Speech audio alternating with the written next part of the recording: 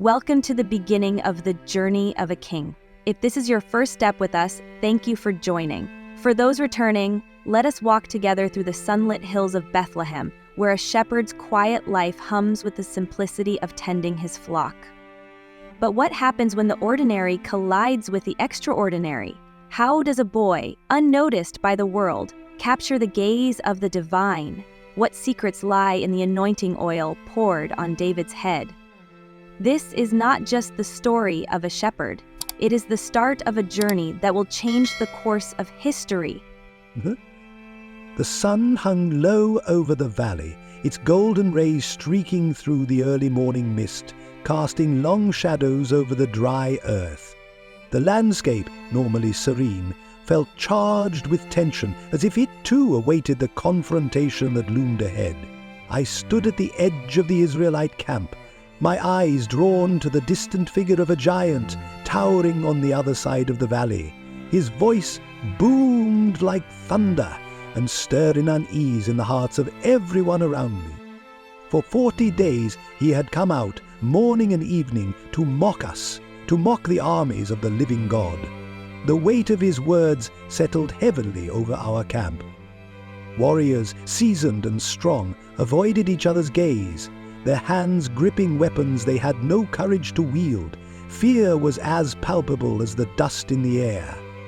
I was only here to bring food to my brothers, to serve in the small ways expected of me. Yet, as I listened to Goliath's challenge reverberate across the valley, something within me stirred. A fire, a conviction. This was no ordinary battle. This was a test of faith, a moment that demanded more than just strength or skill. It required trust in the God who had delivered us time and again. I looked around at the men in the camp, their faces pale, their eyes fixed on the ground. No one dared to step forward. My brothers, proud and tall, said nothing, their silence a stark contrast to the stories they once told of their bravery. The tension was suffocating, and yet amidst it all, I felt a clarity I couldn't explain. This wasn't about me. It wasn't about the strength of our army or the size of our weapons. This was about standing firm in the name of the Lord. I didn't know what I would do, but I knew one thing. Goliath wasn't just mocking us. He was mocking God. And that I could not stand for. The valley stretched out before me, its shadows growing longer as the day wore on. In the distance, Goliath's laughter roared again, a sound that seemed to shake the very ground beneath our feet. But my heart was steady. Somewhere deep within, I felt the stirring of something greater than fear, a call to trust, to step forward, to let God's strength shine through my own weakness. This was the moment I didn't know I had been prepared for, the moment the world would see not the power of a boy, but the glory of the living God. The valley of Elah had never known such an oppressing silence, broken only by the heavy, mocking laughter of the giant. Goliath stood tall, a figure of sheer dominance, his bronze armor gleaming in the harsh sunlight. His spear, as thick as a weaver's beam, rested easily in his massive hand, a weapon too large for any ordinary man to wield. He paced back and forth, his voice booming across the valley, each word dripping with contempt for Israel and our God. "Choose a man to fight me," he roared, his challenge a daily ritual that had paralyzed us for 40 days. "If he kills me, we will become your servants, but if I kill him, you will serve us." The Philistine camp erupted in laughter. The Philistine camp erupted in laughter. The Philistine camp erupted in laughter, yet no one moved. Not one among the ranks of Israel dared to step forward. Fear hung over the camp like a thick, suffocating fog. Even the strongest warriors, men who had faced countless battles, seemed smaller under the shadow of Goliath. Their eyes, normally steady and fierce, now flickered with doubt and shame. Armor clinked as soldiers shifted nervously, avoiding each other's gaze, hoping that someone else, anyone, would answer the call. I watched my brothers, their usual bravado replaced by silence. Eliab, the eldest, stood with his jaw clenched, his fists tight around the hilt of his sword. But even he did not step forward. The stories they once told of their courage in battle felt like distant echoes, far removed from the reality before us. It wasn't just the sight of Goliath that unnerved them, it was the sound of him.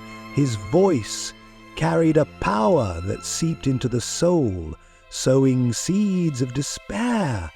Each taunt was a reminder of their mortality, a reminder that their strength was no match for his. And so they stayed rooted in place, trapped by the weight of their fear. The whispers began to ripple through the camp. What can we do? Who could face him? Perhaps it's better to endure slavery than certain death. The words struck me, not with fear, but with a growing unease. How could we, the people of the living God, speak like this? How could we let fear silence the faith that had carried our ancestors through the Red Sea, that had brought down the walls of Jericho? The sun climbed higher, its heat merciless, yet the camp remained frozen. Goliath's laughter echoed again, louder this time, as if he knew he had already won. I felt my hands clench into fists, my chest tightening with something I couldn't yet name. Anger? Frustration? No, it was something deeper. A longing to remind my people of who they were and, more importantly, who God was. The fear was real, yes, but so was our God. And as I stood there, watching the mighty men of Israel cower, I realized something. Fear had taken hold of their hearts, but it hadn't yet reached mine. The camp was abuzz with murmurs of dread and frustration when I arrived, my hands balancing the provisions my father had sent for my brothers. The air was heavy, charged with tension, and I could see it etched into every face, eyes darting, shoulders slumped, hands gripping weapons, more out of habit than readiness. Fear was not just present, it was alive, spreading like a shadow over everyone. I found my brothers near the edge of the camp, their usual bravado replaced by a silence that spoke louder than words. Eliab barely glanced at me as I approached. "What are you doing here, David?" he asked, his tone sharp, almost irritated. "This is no place for you." I ignored his dismissive words, placing the bread and cheese down before them. "Father sent me," I replied simply, my gaze drifting to the valley below. That's when I saw him, Goliath, pacing back and forth like a lion circling its prey. His voice thundered across the valley, his taunts filled with scorn for Israel and the God we served.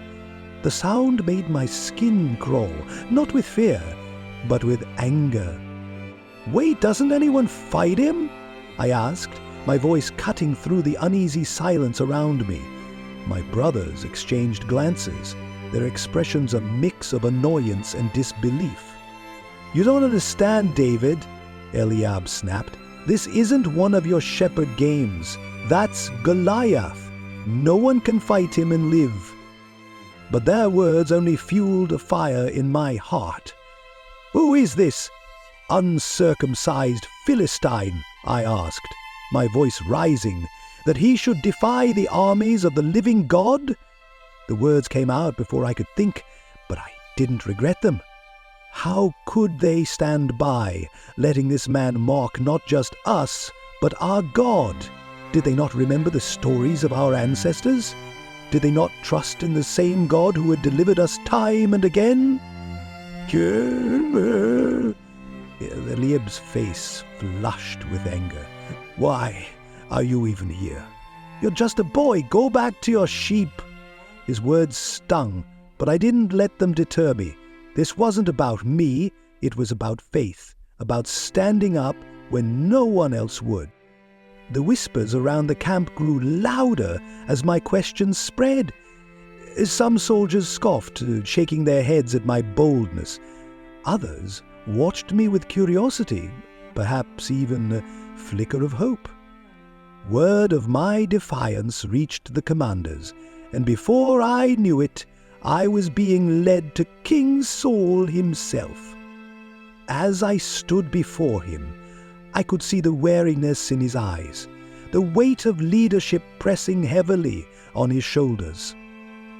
"You're just a boy," he said, echoing the words I'd heard all my life. "This man has been a warrior since his youth." But I stood firm, my voice steady as I spoke. I have faced lions and bears while protecting my father's sheep. The same God who delivered me from their jaws would deliver me from this Philistine. My faith wasn't blind. It was built on every moment of God's provision, every answered prayer, and every battle he had already fought for me. Saul's expression softened, and he nodded slowly. "Go, and the Lord be with you." As I turned to leave, I felt a strange peace settle over me. The camp buzzed with disbelief and doubt, but I didn't care. This wasn't about their faith. It was about mine. And I knew, just as I knew the sun would rise tomorrow, that God would not fail me. The weight of Saul's armor was unbearable. The metal pressed against my shoulders, heavy and unyielding, and the sword at my side felt foreign, awkward in my grasp. I took a few steps, trying to adjust, but it was clear this was not meant for me. "I cannot go in these," I said, shaking my head as I removed the armor. "I am not used to them." The king watched me, his expression torn between doubt and reluctant hope. I understood his hesitation. To him, I was just a boy, young, untested, unworthy of standing against the giant who had terrorized his people. But what Saul couldn't see, what no one could see, was the battles I had already fought in the fields. The lions, the bears, I had faced them all, not with armor or swords, but with faith and the tools God had placed in my hands. I stepped out of Saul's tent, the air outside brimming with tension. The valley stretched out before me, Goliath's towering figure visible even from a distance. The soldiers around me whispered as I passed, their words a mixture of pity and disbelief. "He's just a boy," someone muttered. "He doesn't stand a chance." Ignoring their doubts, I made my way to a nearby stream.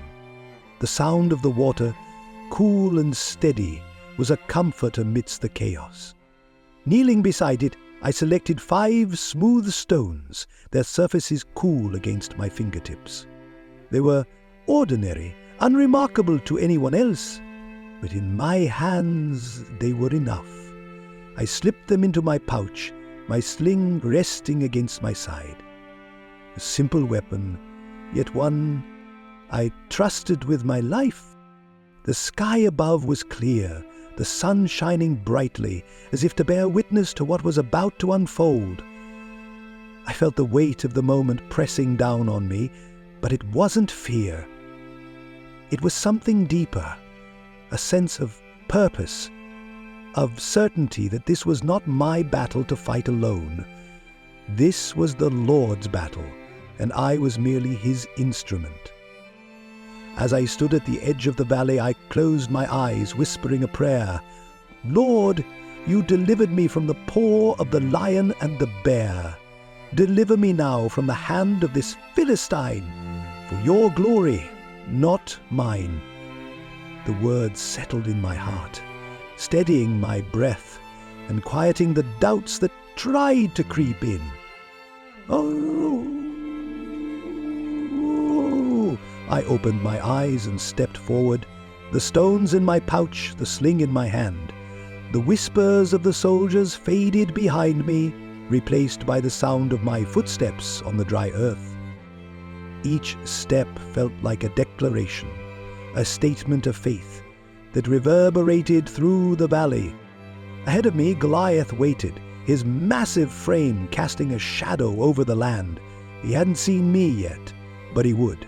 Soon, the world would see that strength wasn't in size or weapons. It was in faith, in trusting the God who had already proven himself faithful. I tightened my grip on the sling and took another step forward, my heart steady, my eyes fixed on the giant who dared to defy the living God. The moment I stepped into the valley, Goliath turned his gaze toward me. His laughter boomed, louder than thunder, echoing off the hills. "Am I a dog? Do you come at me with sticks?" he bellowed, gesturing toward my staff. The Philistine army roared with laughter, the jeers mixing with Goliath's taunt. But I didn't flinch. My grip tightened around my sling, the stones in my pouch pressing against my side like quiet reminders of my purpose. "You come against me with sword and spear and javelin," I called back, my voice steady and unwavering. "But I come against you in the name of the Lord Almighty, the God of the armies of Israel, whom you have defied. This day the Lord will deliver you into my hands, and the whole world will know that there is a God in Israel." My words hung in the air, a challenge not just to Goliath, but to the fear that had gripped the hearts of my people. Goliath's laughter faded, replaced by a sneer. He began to advance, each step shaking the ground beneath him. The weight of his armor glinted in the sunlight, a stark contrast to my simple tunic and sling. I reached into my pouch, fingers finding the smooth surface of a stone. With practiced precision, I placed it in my sling and began to spin it, the motion fluid, instinctive. The sound of the sling cutting through the air was the only noise in the valley now. Time seemed to slow as I released the stone, my faith guiding its flight. The stone struck Goliath's forehead with a sickening thud. His steps faltered, and for a moment, the world seemed to hold its breath. Then, like a felled tree, he toppled forward, the ground shaking beneath his massive frame. The silence that followed was deafening, a stunned hush that stretched across both armies. I stood still, my chest heaving, as I stared at the giant's lifeless form. The Philistines, once so full of confidence, began to waver. Their jeers turned to cries of disbelief, and then to panic as they realized their champion was gone. The Israelites behind me erupted in cheers, their fear replaced by a surge of courage. They surged forward, chasing the Philistines as they fled. But I didn't move. My eyes were fixed on Goliath. Slowly, I approached him, pulling his own sword from its sheath. With one final act, I severed his head, holding it high as a testament to the God who had delivered us. The valley, once filled with the laughter of the enemy, now echoed with the shouts of victory. But in my heart there was no pride, no sense of personal triumph. This wasn't my victory. It was the Lord's. He had taken a shepherd boy and used him to remind the world of his power. As I stood there, the weight of the moment settled over me. I looked to the heavens, whispering a quiet prayer of thanks. This day the Lord had shown that the battle belongs to him, and that through faith even giants can fall. As the sun dipped lower in the sky, the valley of Elah stood transformed. What had been a place of fear and taunting had become a field of triumph and awe. The bodies of the Philistines lay scattered in retreat, their once mighty army now fleeing before the rejuvenated forces of Israel. Shouts of victory echoed across the hills, carried on the wind like an anthem of faith restored. I stood amidst the chaos, my hands still trembling from the weight of what had just occurred. Goliath's head, heavy in my grasp, was not a trophy but a testament, a reminder of what God could do through the weak and the willing. Around me, soldiers who had cowered in fear now lifted their weapons high, their voices rising in songs of praise to the Lord. But my heart was quiet, not with pride, but with reverence.